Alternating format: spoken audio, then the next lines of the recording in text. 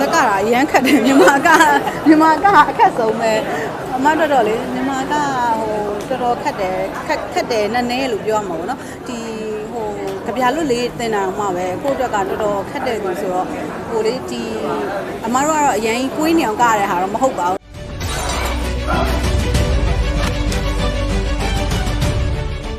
သမင်းသမီးဖြစ်ကတော့လေဟိုဒီထဲမှာပါတဲ့ဇက်ကတော့ဟိုလိုခန်းထားတဲ့ဇက်ကြီးတော့မဟုတ်ဘူးပေါ့သူကဒီနယ်တွေမှာထွက်ကြတဲ့ဇက်အသေးလေးပေါ့အဲ့ကဲဟာလေးကိုအခြေခံပြီးတော့ရိုက်ထားတာဆိုတော့ဟိုအဲ့လိုမျိုးဇက်ဝယ်ထွက်ကြတဲ့ညီမလေးနဲ့အမအဲ့တော့အင်တာဗျူးလုပ်တယ်နင့်လိုကောင်းလေးကလုံးဝမယူနိုင်ဘူးတကယ်တော့ပြောနေဟာအဲ့ထဲမှာပါတဲ့ character ပေါ့နော်နင်းစီမေရဲ့ character ပေါ့မူတည်ပြီးတော့သူနဲ့တူတဲ့ဟိုဇက်မင်းသမီးရဲ့ဟိုပုံစံကိုပဲလေ့လာခဲ့တာဆိုတော့ဇက်မင်းသမီးတွေအကုန်လုံးအကြောင်းတော့မဟုတ်ဘူးပေါ့နော်လို့ပြောရမယ်ဆိုလို့ရှိရင်ဒီနှင်းစီမေနဲ့တူတဲ့ character လေးကိုပဲအမှလေ့လာခဲ့ရဆိုတော့နစ်ရှာရှေမနေနဲ့ပြုံးချုံပဲယူရမယ်နှင်းစီမှာရှိတဲ့ကိုဝင်ကကိုပြုံးချုံနဲ့ရတာမဟုတ်ဘူးနာလီတာကားလေးကဟိုအဲ့တော့ကတော့လေဟိုဒီဇက်ကမယ်ပါညာဆိုတော့ထူးဆက်ပေါ့နော်အဲ့လိုမျိုးဇက်ကလေးကလည်းဟိုကောင်းတယ်နောက်တစ်ခုကကျတော့ရိုက်ထားလည်း9နှစ်လောက်ရှိပြီဆိုတော့အခုချိန်ကျတော့ဗာဖြစ်ဇက်သပင်ကိုလူရပို့ပြီးတော့အားပေးလာတယ်ပို့ချစ်လာတဲ့အချိန်မှာဒီကားလေးတင်ရတဲ့အတွက်ကြောင့်မလို့အမကတော့ဝမ်းသာတာပေါ့ဟုတ်ဇက်မင်းသမီးဖြစ်ကတော့လေဟိုဒီထဲမှာပါတဲ့ဇက်ကတော့ဟိုလိုခန်းထားတဲ့ဇက်ကြီးတော့မဟုတ်ဘူးပေါ့သူကဒီနယ်တွေမှာထွက်ကြတဲ့ဇက်အသေးလေးပေါ့အဲ့ကဲဟာလေးကိုအခြေခံပြီးတော့ရိုက်ထားတာဆိုတော့ဟိုအဲ့လိုမျိုးဇက်ဝယ်ထွက်ကြတဲ့ညီမလေးနဲ့အမအဲ့တော့အင်တာဗျူးလုပ်တယ်နောက်တော့ဟိုအမေကြီးကလည်းအဲ့နန်းလေးမှာရှိနေအမေကြီးကလည်းဇက်ဆရာတွေစီနောက်တော့ဇမင်းသားတွေစီခေါ်သွားပြီးတော့သူတို့ရဲ့ဘဝပုံစံမျိုးလေးဘယ်လိုမျိုးနေတယ်ထိုင်တယ်ဟိုသူတို့ဇက်နားနေတဲ့အချိန်မှာဘာတွေလုပ်တယ်နောက်တစ်ခါကျသူတို့လက်သေးလေးအခြေသေးလေးကဘယ်လိုလုပ်တတ်တယ်နောက်တစ်ခါကျဘယ်လို accessory လေးသူတို့ရဲ့ဓာတ်ပုံလေး reference လေးယူတယ်ယူပြီးတော့အဲ့လိုဟိုပါပေါ့နော်ဒီဇမင်းသမီးနဲ့အနီးဆက်ဆုံးဟိုတူအောင်လို့သူစကားပြောရင်ဘယ်လိုလေးပြောတတ်တယ်အားစားဟုတ်အဲ့ဒါလေးကတော့ဟိုအဲ့ကားရိုက်မတိုင်ခင်တော့မန်လေးကိုကြိုသွားပြီးတော့အဲ့အင်တာဗျူးလေးလုပ်ပြီးတော့ဗီဒီယိုလေးရိုက်ပြီးတော့မှတ်တမ်းတင်ပြီးတော့ဒီ character လေးကိုဟိုဟာရိုက်ခဲ့ရပါရှင်ဟုတ် character ပေါ့ဇက်ထဲမှာလည်းဟို character ရဲ့မျိုးစုံရှိရပဲလေအမတို့လူတွေထဲမှာလည်းဟိုစင်းရတာရှိမယ်ချမ်းသာရှိမယ်နိုင်ငံခြားပြန်လာတာရှိမယ်เนาะနောက်တစ်ခါကျနေရလာတာရှိမယ်မျိုးရလာတာရှိမယ်အဲ့လိုပဲဇက်ထဲမှာလည်း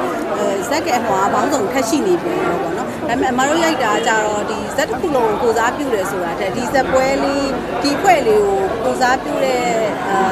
ဇလန်းဆိုရင်တော့ပို့ပြီးတော့မှန်ပါလိမ့်မယ်အဲ့ဒါကြတော့တိုက်ဆိုင်တာလည်းရှိနိုင်လို့မတိုက်ဆိုင်တာလည်းရှိနိုင်ပါတယ်ဟုတ်အဲ့ထဲမှာပါတဲ့ character ပေါ့နော်နင်းစီမေရဲ့ character ပေါ့မူတည်ပြီးတော့သူနဲ့တူတဲ့ဟိုဇက်မင်းသမီးရဲ့ဟိုပုံစံကိုပဲလေ့လာခဲ့တာဆိုတော့ဇက်မင်းသမီးတွေအကုန်လုံးအကြောင်းတော့မဟုတ်ဘူးပေါ့နော်လို့ပြောရမယ်ဆိုလို့ရှိရင်ဒီနင်းစီမေနဲ့တူတဲ့ character လေးကိုပဲအမလေ့လာခဲ့ရဆိုတော့အဲ့တော့အရင်ကြိုက်တယ်နောက်တော့အဲ့အမအဲ့ဒီဇက်ပွဲကားတဲ့ဟိုဟာပေါ့တစ်သားဘုံနေရအစဟိုကိုယ်တိုင်အဲ့ဇက်ဆရာစီရပဲငှားပြီးတော့နင်းစီမီဆိုတဲ့နာမည်လဲထိုးထားပြီးသားအဲ့လိုမျိုးဟိုဟာဒါပေမဲ့အဲ့ဟာတွေကတော့ရုပ်ရှင်ထဲမှာတော့ဟိုပါချင်မှပါမယ်ပြချင်မှပြမယ်ဒါပေမဲ့သူ့ရဲ့ဟာတွေအကုန်လုံးကတော့ဒီဇက်ပွဲမှာတုံးတဲ့ဒီအမျိုးသမီးလေးတုံးတဲ့ပုံစံအတိုင်းပဲအကုန်လုံးကတော့ယူသုံးထားတာပေါ့ရှင်ဇက်ကရရမ်းခတ်တယ်မြန်မာကအခက်ဆုံးပဲအမတော်လေမြန်မာက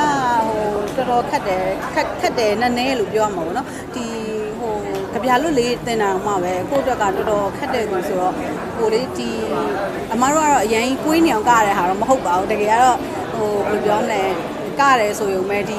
မင်းကလေးတွေပွဲထွက်တယ်အဲ့လိုမျိုးလေးလိုက်ကတယ်အဲ့လိုမျိုးလေးပဲဆိုတော့ဟိုဘာဖြစ်ဖြစ်ဒီ character နဲ့ဒီကရတဲ့ဟာတွေနဲ့တော့ဟိုအဆင်ပြေပါတယ်ဟိုလိုမျိုးကြီးမင်းသမီးလိုကရတဲ့ဟာဆိုတော့လည်းတစ်မျိုးပြင်ဆင်ရမှာပေါ့ကိုခက်မှထင်တယ်အမထင်တာရုပ်တည်ပဲအဲ့ဒါတရံလုံးတရုပ်သူဆိုတော့နည်းနည်းဓာတ်ပုံရိုက်ဖို့အတွက်လေ့ကျင့်တာချစ်တယ်အဲ့ဒါလေးရောလေအမဟိုလိုမျိုးဟိုတကယ်ဟိုလိုဇမင်းသမီးအဲ့ဟောပေါ့အဲ့ဆရာမခင်ခင်တို့ရဲ့တောမင်းသမီးဆိုရင်အဲ့လိုဇက်လို့ဆိုအရန်ကြိုက်တာလေအဲ့ထဲဟာလေးမြင်အောင်ပြီးတော့အဲ့လိုမျိုးလေးအဲ့လိုဇက်အဲ့လိုကမလေးတယောက်အဲ့လိုမျိုးလေးဖြစ်ရတာအများနဲ့စိတ်ကူးရင်လည်းဆိုတော့အဲ့တုန်းကလည်းရိုက်လိုက်ရတဲ့အတွက်ကြောင့်မို့လဲပျော်ပါတယ်ဟုတ်ခြေနဲ့သွားပါတော့ဇက်လိုက်ကလည်းသူကလေအဲ့လိုအဲ့လိုကတက်မယ်လုံးတက်မယ်လို့မထင်အောင်ဒါပေမဲ့ तू လုံးလိုက်အများနဲ့ကွက်တိလို့ဖြစ်ပြီးတော့လေ तू နဲ့လိုက်နေရပါတော့သချင်းလေးကလည်းဟိုကောင်းနေလို့ပြောရမှာပေါ့ ခုနပြောသလိုပါပဲကိုယ့်အတွက်လည်းဟိုအမှုပညာလေးတစ်ခုခုတော့ကြံမယ်ပေါ့မှတ်တိုင်လေးတစ်ခုကြံမယ်ဟိုဇလန်းလေးလည်းကြိုက်တယ်ဆိုတော့ရိုက်ဖြစ်သွားတာပါရှင်ဟုတ်ယောက်ျားမရခင်ပြောမလေးဟိုအဲ့တော့နတ်ဝင်တဲ့နှစ်ကဲဟိုမြစ်ပွားဆိုတဲ့ကားလေးရတော့ရိုက်ထားပါရှင်ဟုတ်character တော့ထုံးစံတိုင်းပါပဲကိုကြိုက်တဲ့ character လေးတွေရယ်နောက်ကကြတော့ကိုတွေ့လောက်ပွဲရမယ့်ဟာလေးတွေရယ်အဲ့တော့ကိုလုံးနေကြမဟုတ်တဲ့ပုံစံလေးတွေရယ်ကိုတွေ့နည်းနည်း challenge ဖြစ်တဲ့ဟာလေးရယ်ဆိုတော့ဟိုစူးစမ်းပြီးတော့ရိုက်လိုက်ပါတယ်ဒါမဲ့လည်းဟိုကိုကရွေးချယ်ရဲဆိုမှကိုကလည်းရွေးချယ်ခွင့်ရအောင်ပါအောင်เนาะအမားတို့ကြတော့ဟိုဘယ်လိုပြောမလဲ10ကားရိုက်တာတကားလောက်မှလာခေါ်လည်းဖြစ်နိုင်တာပဲဆိုတော့လေကိုတွေ့အခွင့်အရေးလေးရတဲ့အချိန်မှာကိုကြိုက်တဲ့ဟာလေးနဲ့တိုက်ဆိုင်ရင်တော့ပို့ပြီးတော့အဆင်ပြေအောင်အခွင့်အရေးများများရလေအမားတို့အတွက်ရွေးချယ်ကြရတော့ပုံများတာပေါ့နော်ဒါပေမဲ့လည်းအခွင့်အရေးများများရချင်ပါတယ်